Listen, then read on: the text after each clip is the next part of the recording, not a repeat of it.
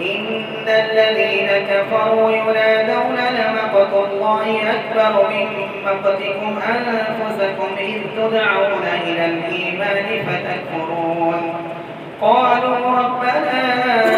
أمتنا اثنتين وأحييتنا اثنتين فاعترفنا بذنوبنا فهل إلى خروج من سبيل ذلكم بأنه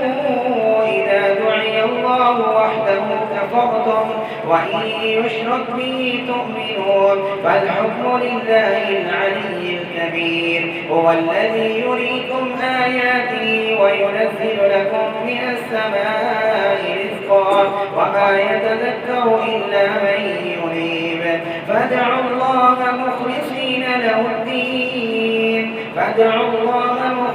له الدين ولو كره الكافرون رفيع الدرجات ذو العرش يلقي الروح من أمره على من يشاء من عباده لينذر يوم التلاق يوم هم بارزون لا يخفى على الله منهم شيء لمن الملك اليوم لله الواحد القهار يوم هم بارزون لا يخفى على الله منهم شيء لمن الملك اليوم لله الواحد القهار اليوم تجزى كل نفس بما كسبت لا ظلم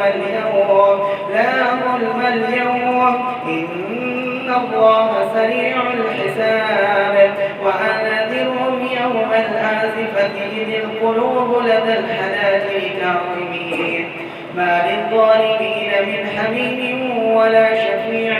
يطاع يعلم خائنة الأعين وما تخفي